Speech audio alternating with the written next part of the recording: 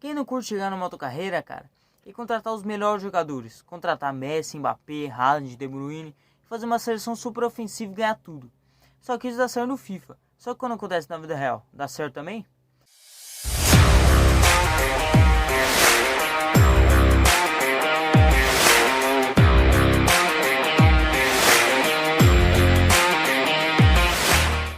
Para falar do Real Madrid dos Galácticos, cara, a gente tem que voltar um pouco no tempo.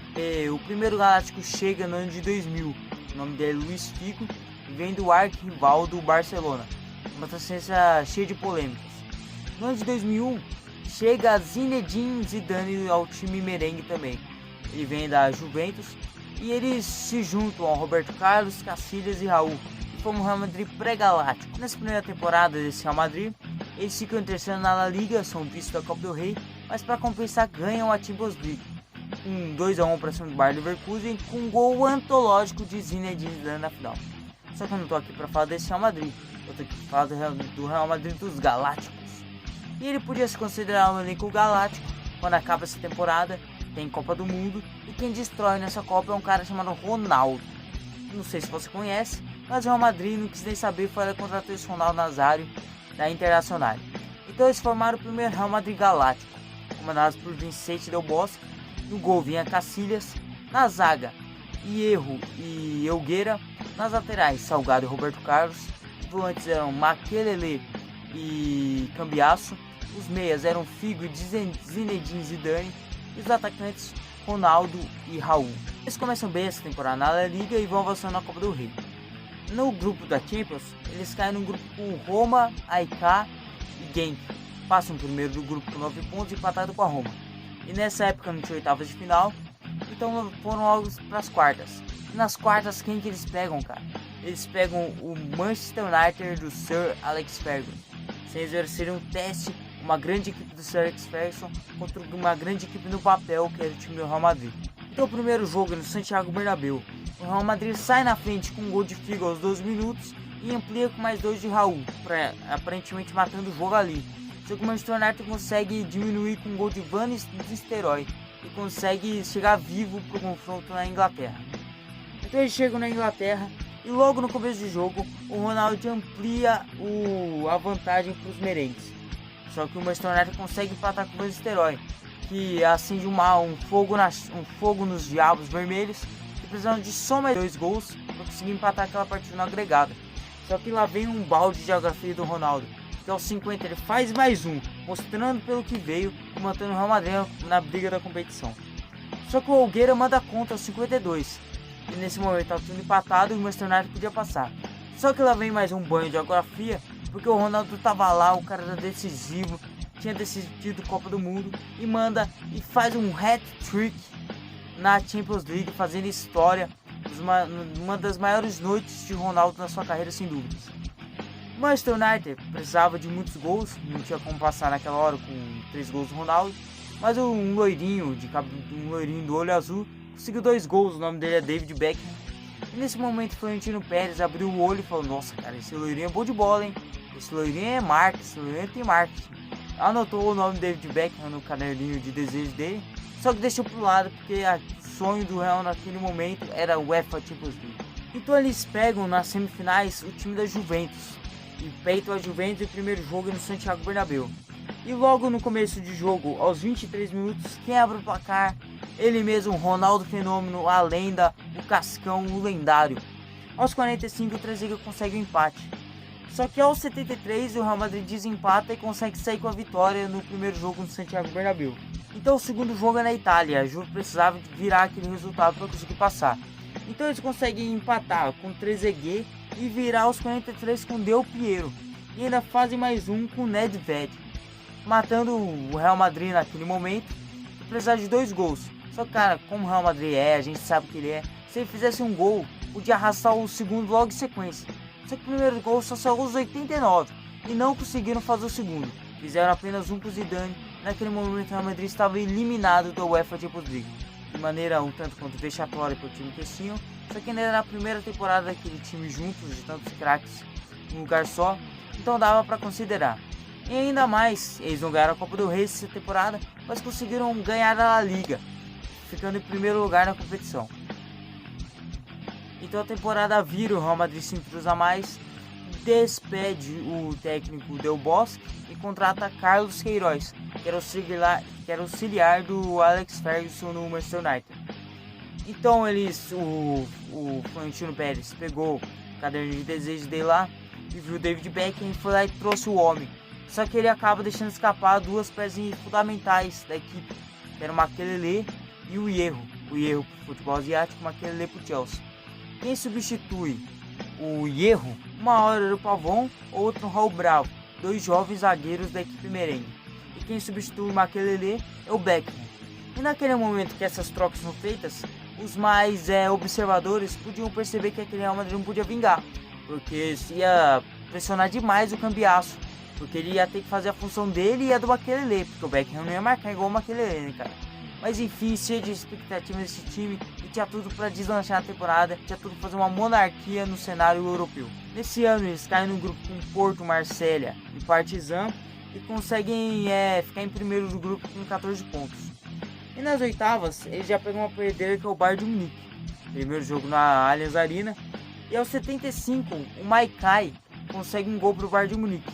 Naquele momento podia ser lá a vitória bávara, só que aos 83 o Roberto Carlos consegue um empate e sai de lá com um empate a equipe merengue. O jogo de volta no Santiago Bernabéu é um jogo pegado, disputado e travado, mas aos 32 Zinedine Zidane consegue abrir o placar.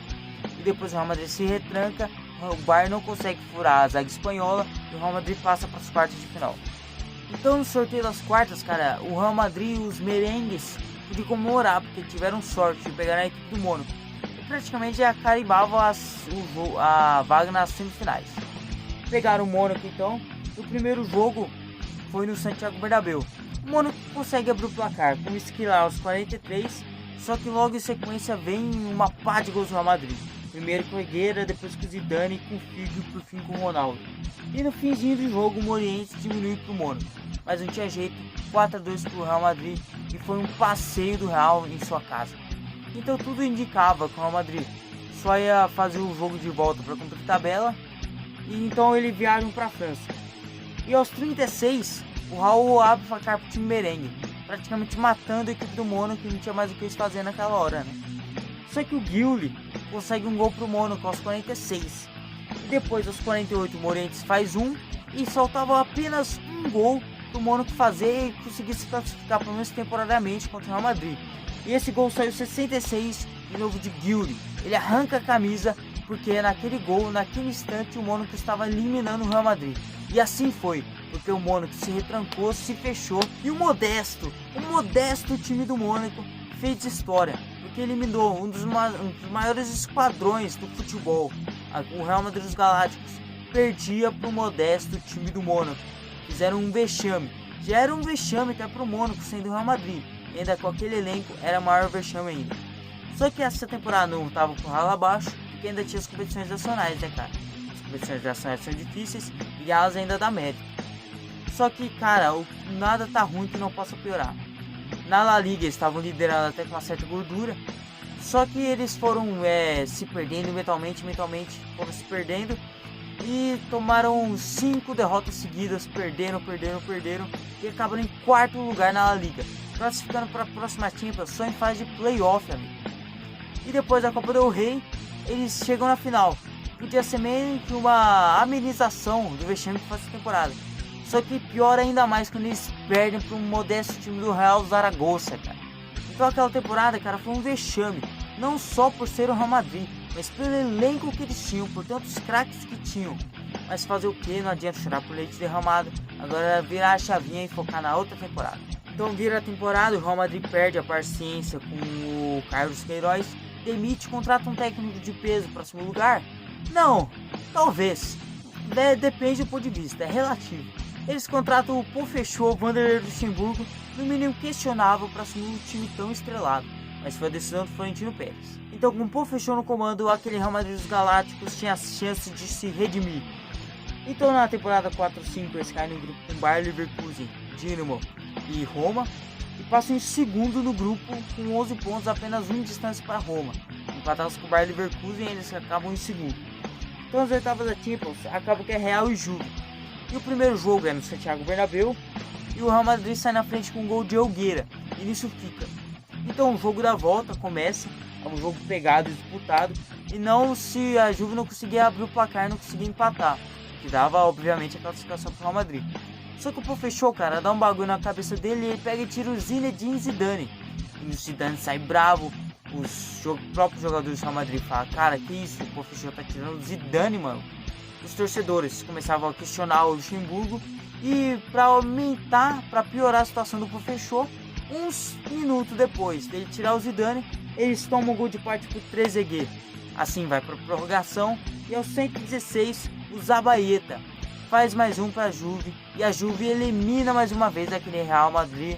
Então o Real Madrid cai para a Juve por 2-0 e mais uma vez aquele Real Madrid dos Galácticos super estrelado não conseguiu levar tipo de para casa e começava a pensar que não era uma questão de sorte ou azar cair da Champions e começava a se pensar que era uma questão de má montagem de elenco. Eu tô falando de time Pérez, né, cara? Enche o time de estrelas, podia desequilibrar a barca.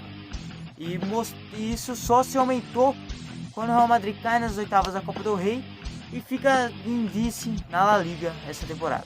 Mais uma vez, não adianta tirar por leite derramado, era hora de virar a chavinha mais uma vez e focar naquela temporada. Só que naquela temporada, cara, o primeiro Galáctico que chegou já tinha ido embora. O Figo acaba saindo do Real Madrid. Só que chega o Sérgio Ramos, jogador de quem, por curiosidade, o Professor se gaba muito de ter transformado o Sérgio Ramos em zagueiro. Só que isso é outro papo, outra história. Então o Real Madrid chega naquela temporada, começam bem La Liga, a Copa do Rei, e começam na Champions League num grupo com Lyon, Rosenberg e Olympiacos. E mais uma vez passam em segundo, com 10 pontos, 6 pontos diferentes do primeiro lugar, que foi o Lyon. Nas oitavas então, eles pegam o Arsenal, e o primeiro jogo novamente no Santiago Bernabéu, só que eles perdem, cara, com um gol do Henrique, 47. O Arsenal retranca e nisso fica por 1-0. Depois do jogo de volta é lá na Inglaterra e o Real Madrid bate, martela e não consegue furar a defesa do Arsenal. E mais uma vez o Real Madrid era eliminado precocemente numa Champions League. Mais uma vez o Real Madrid dos Galácticos se mostrava que era fraco e ineficaz e não conseguia avançar na Champions League. Nessa temporada eles caíram na semi da Copa do Rei também e mais uma vez cheiraram no segundo lugar da La Liga. A demissão do Professor vem no meio da temporada, num jogo em que o Real Madrid ganha de 1-0 do Getafe.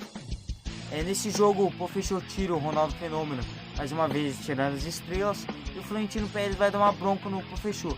Então eles acabam se desentendendo e o Professor é demitido. Então, a temporada 6-7 chega, e é a última dança daquele Real Madrid dos Galácticos, porque o Zidane também já tinha ido embora. Ele que se aposenta na Copa de 2006, fazendo uma puta de uma Copa, só que isso é outra história. Essa era a última dança dos Galácticos, a última temporada, o último teste, a última chance deles conseguirem se provar no mundo do futebol. Então eles chegaram para essa temporada, começaram bem La Liga, começaram liderando e foram avançando na Copa do Rei, como de costume sempre. No grupo, eles caíram novamente com o Lyon, com o Fenerbahçe e também caíram com o Dinamo. Dessa vez, novamente, pelo terceiro ano consecutivo, eles acabam em segundo no grupo. Só que dessa vez só foram apenas 3 pontos de diferença para o Lyon, primeiro colocado. Nas oitavas, então, eles peitam o Bayern de Munique. Primeiro jogo novamente no Santiago Bernabéu. E eles abrem o placar com o Raul. Só que o Lúcio consegue empatar com um gol de cabeça. Só que aos 28, o Raul desempata com o Real Madrid. E eles ampliam com o Van Nistelrooy aos 34. E o Van Bommel consegue um golzinho, Salvador, aos 88. Mas sabe por que foi Salvador? Foi 3-2 para o Real Madrid, não impediu a derrota do Bayern de Munique. Mas foi Salvador porque no jogo de volta na Allianz Arena, o Maikai abre o placar no primeiro minuto de jogo e o Lúcio amplia aos 66, fazendo com que o Real Madrid tivesse que fazer 2 gols para conseguir passar de fase. Só que eles só conseguem um com o Van Nistelrooy aos 83. E a última dança dos Galácticos, a última chance que eles tinham, cai pelo ralo, porque eles são eliminados da Champions League. Na Copa do Rei, eles caem nas oitavas, mas para fechar, não com chave de ouro, claro, mas fechar de uma maneira não tão ruim, eles conseguem a La Liga no seu último ano. Então mostra que aquele era desequilibrado e eles não conseguiram ganhar praticamente nada em tantos anos de projeto. Quando a temporada acaba, o Ronaldo sai, o Roberto Carlos sai e o Beckham também sai. O Real Madrid dos Galácticos é desmontado e é concretizado uma das maiores vergonhas da história do esporte.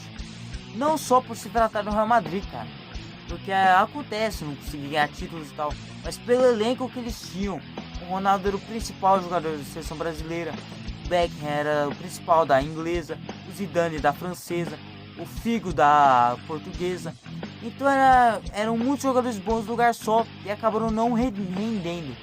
Então, sem dúvidas, foi um dos vexames da história do esporte, da história do futebol. Mas por que deu errado? Por que um time com tantas estrelas, com tantos nomes assim, por que deu errado?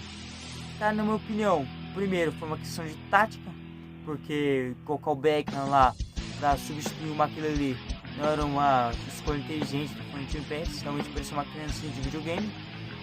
E também, cara, por bastidores, porque é muito difícil ter várias estrelas dentro de um elenco, porque são vários caras de peso, são vários caras que querem ter querem ser mais importantes um do que o outro no elenco, e é difícil para o técnico conseguir controlar tudo isso. Não à toa que o Real Madrid foi um triturador de técnicos desse período dos Galácticos.